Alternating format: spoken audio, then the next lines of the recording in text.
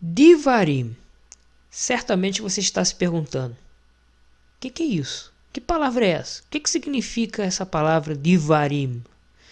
E qual é a proposta desse canal que tem esse nome? Se você tem essas perguntas, essas indagações, a aula de hoje, a aula introdutória, é para você. Vem comigo. Aqui está escrito Divarim em hebraico, e diferentemente das línguas ocidentais, se escreve da direita para a esquerda. Então aqui temos Divarim. A gente lê assim mesmo, tá? Da direita para a esquerda. E podemos ter 3 significados para esta palavra. Primeiro, palavras, pode significar palavras, coisas e discurso, como sendo um conjunto de palavras. Então, Divarim tem exatamente esses 3 significados, e aí a gente vai ver o porquê, ou cogitar, especular do porquê dessas 3 possibilidades de tradução da palavra Divarim. Que relação há entre coisas e palavras? Porque Divarim pode ser traduzido como coisas, palavras, discurso. Será que existe alguma relação próxima, etimológica entre elas? Bom, para responder esta pergunta, a gente precisa mergulhar no pensamento semítico antigo. Porque, diferentemente do mundo moderno, existe uma forma diferente de pensar o que é a palavra. Se bem que ainda nós guardamos alguma coisa dessa maneira de pensar antiga. Vou exemplificar da seguinte maneira. Quando alguém espirra, outra pessoa fala saúde. O que é, na verdade, essa pessoa está fazendo? O desejo de saúde a partir do espirro, a palavra saúde, né, quando a pessoa fala saúde, ela reflete um desejo. É como se a palavra se materializasse, se trouxesse à existência aquilo que está sendo desejado. Existem, por exemplo, alguns segmentos da sociedade que têm pavor de falar determinadas palavras. Determinadas doenças, por exemplo. Não fala essa doença não, porque aparece. Já ouviu isso?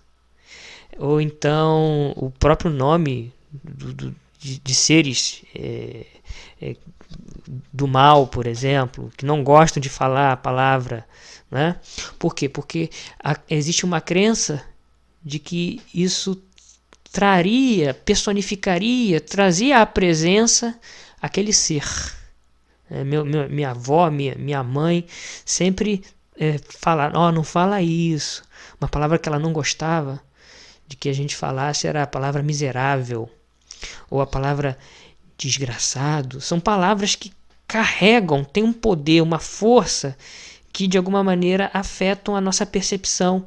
E o que eu quero dizer é o seguinte, existe uma crença de que essas palavras têm um poder mágico e que esse poder mágico de alguma maneira interferiria no mundo real. Teria uma força de presença que iria interferir no mundo real, porque elas presentificariam aquilo que elas estão evocando. É mais ou menos isso que a gente encontra no pensamento semítico antigo.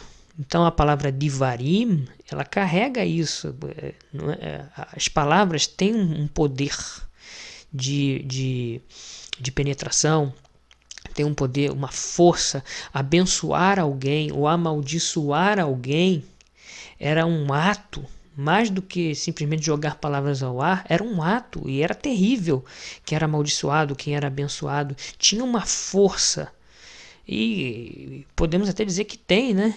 Tem pessoas, por exemplo, que carregam durante toda a sua vida, durante toda a sua trajetória, durante toda a sua existência, carregam marcas, cicatrizes de palavras que ouviram no passado. Então as palavras têm força sim, não é só simplesmente um misticismo encerrado num determinado setor da sociedade. As palavras sim têm força, elas também presentificam. E o pensamento semítico trazia isso, a ideia de que a davar, o divarim, que é no plural, tinha essa força de elocução, de materialização daquilo que se deseja. Bom, quem sou eu? Eu sou o professor Paulo Vitor, sou formado em Letras Português e Hebraico pela Universidade Federal do Rio de Janeiro, também conhecida como UFRJ. Me formei no ano de 2003 no bacharelado. Tenho especialização em estudos bíblicos e judaísmo pela mesma instituição no ano de 2005. E também sou mestre em letras, voltado para a área de literatura comparada, também pela UFRJ, no ano de 2008. E doutor pela Universidade Estadual do Rio de Janeiro, a UERJ. Também doutor em literatura comparada, no ano de 2014. Essa é a minha formação e, de alguma maneira, eu quero passar essa bagagem minha, adquirida ao longo desses anos de estudos com a língua hebraica e com a literatura. Eu quero transmitir isso, quero compartilhar isso com vocês nesse canal. O objetivo deste canal é falar sobre diversos assuntos do cotidiano, falar sobre filosofia, sobre existência, sobre religião, sobre até mesmo política, mas tendo por base a língua hebraica, tendo por base o pensamento semítico. E o que é a língua hebraica? É uma língua com mais de 3.000 anos de existência, uma língua que tem muita história e é a língua em que foi escrito o Antigo Testamento. O Antigo Testamento para os cristãos, porque para os judeus é o Tanar. Então é importante tentar pensar a vida presente, a vida moderna, e aí é uma tentativa do canal, através do pensamento semítico antigo, através de determinadas palavras. A gente vai fazer a etimologia de algumas palavras, algumas relações, estudar o texto bíblico. Então o objetivo desse canal toca a questão da religião, toca a questão da exegese, que é a interpretação bíblica, mas que de alguma maneira também toca o cotidiano, trazer o texto bíblico ao presente, trazer o pensamento antigo com base no hebraico para o presente. Então esse é o principal objetivo deste canal. Então vamos fazer aqui uma análise brevemente gramatical, porque não dá para se aprofundar muito, nesta palavra divarim. Como já disse a vocês, ela se escreve da direita para a esquerda. Aqui nós temos as letras na parte de cima e aqui na parte de baixo nós temos a vogal, as vogais. Sim, o hebraico, diferentemente das outras línguas, das línguas ocidentais, ela não tem vogal. Na verdade, esses sinais que estão aqui abaixo não são vogais, eles são que a gente chama de sinais diacríticos, são pontos, pontuações. E no hebraico hoje, se você for pegar um jornal em Israel para ler, você não vai encontrar nem isso daqui, você só vai encontrar consoantes. Quer dizer, no hebraico, a escrita ela não tem vogais, ela só tem consoantes. Mas é só para iniciar, para início de conversa, né? Então, a palavra divarim é formada pela palavra davar, é uma palavra no singular, mais um sufixo, né, que a gente chama de sufixo im, que é o sufixo de plural masculino. Então veja, na verdade nós temos ali uma palavra no plural. Divarim é uma palavra no plural. E esse im aqui indica exatamente isso. Então palavras, o significado é palavras, divarim. Então eu vou ler com vocês aqui o versículo 1 do capítulo 1 do livro de Deuteronômio. No judaísmo se chama Divarim. O nome Deuteronômio, o livro Deuteronômio, se chama em hebraico Divarim. E olha que interessante aqui. Nós temos uma letra que está um tanto isolada, né? Nós chamamos essa letra de Aleph. É a primeira letra do alfabeto hebraico. E no hebraico as letras podem corresponder a números. Como o Aleph é a primeira letra do alfabeto hebraico, ela corresponde a 1. Ora, nós estamos falando do versículo 1 do capítulo 1 do livro de Deuteronômio. Então eu vou fazer a leitura. Eile hadivarim asher diber Moshe el kol Israel be'ever. Traduzindo, Eile hadivarim, estas são as palavras, asher diber, que falou Moshe, que falou Moisés, el kol Israel, para todo Israel, be'ever, no deserto. Então aqui é o momento, né, da narrativa em que eles estavam no deserto e Moisés, como grande líder que propiciou a retirada deles do Egito, no deserto ele faz o discurso, a Divarim. Lembrem-se, discurso, Divarim, palavra,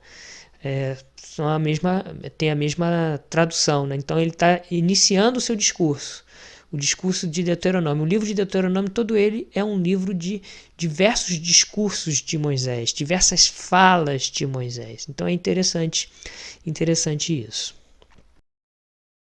Uma questão importante que talvez a gente possa refletir sobre essa relação que o semítico antigo, né, o hebraico antigo traz entre palavras e coisas, trazendo para a contemporaneidade, a gente pode falar do discurso de ódio. O que é o discurso de ódio? É a incitação, através de palavras, contra determinados grupos sociais. E essa incitação, ela realmente surte efeito. Porque geralmente uma agressão física é antecedida por uma série de discursos que desqualificam o outro. Então o discurso de ódio que é tão presente hoje, a gente vê, por exemplo, contra diversos grupos minoritários, grupos que são discriminados. Isso é muito presente e contamina. Esse que é um ponto fundamental. Ela presentifica, ela contamina e ela dissemina.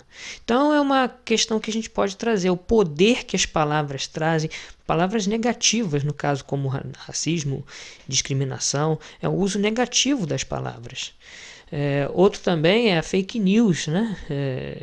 Que também são o uso das palavras de forma enganosa, mas que fazem com que as pessoas acreditem em coisas que não existem, em fatos que não ocorreram, porque na verdade não são fatos, né? São fakes, são mentiras, mas a palavra tem tanta força, tanto poder, que fazem com que você acredite. Se você for uma pessoa desatenta, você acredita só pelo poder da palavra. Aquele fato pode nunca ter existido, mas por você ter ouvido um discurso até convincente, ou um discurso que você quer acreditar, você acaba, através do poder das palavras, acreditando que aquilo foi fato quando nunca foi. As palavras, elas têm força de presentificação. Elas podem contaminar, elas podem disseminar, elas podem criar um mundo paralelo. A gente vê isso na literatura, a gente vê obras históricas, literárias, que influenciaram toda uma visão de mundo. Você vê a Divina Comédia de Dante Alighieri, que foi uma obra literária que influenciou toda a Idade Média. Você vê Dom Quixote, que é uma obra ficcional, ela não foi fato, assim como de Dante Alighieri não foi fato, mas influenciou toda uma geração, toda uma civilização. Então, a palavra tem força, mesmo a palavra ficcional. Ela pode ser usada de forma positiva, ficcionalmente falando, como de forma negativa, como no caso das fake news. Mas elas têm esse poder de presentificação. E poucas pessoas têm consciência desse poder que as palavras têm de transformar o mundo, ou de transformar a existência, ou de criar realidades paralelas. E é uma coisa que a gente pode e deve refletir. E o pensamento semítico traz isso. Quer dizer, o poder que as palavras têm para transformar a vida dos homens. Eu acho que é isso que o principal foco, o principal ponto de reflexão de hoje, que eu acho que eu e você deveríamos pensar. As palavras que nós estamos dizendo, as palavras que nós estamos falando, seja para nossas pessoas mais próximas, seja para os nossos filhos, seja para os nossos pais, seja para os nossos amigos, seja para os nossos parentes, para os nossos professores, para os nossos alunos, será que são palavras de vida? Será que são palavras que estão trazendo benefício para outros? Ou são palavras que estão mortificando as pessoas, que estão trazendo mal para as pessoas, que estão fazendo com que as pessoas sintam mais ódio, ou que as pessoas se coloquem umas contra as outras, se polarizem ainda mais? Será que hoje nós encontramos iniciativas de pacificação através das palavras ou de guerra entre um e outro através das palavras.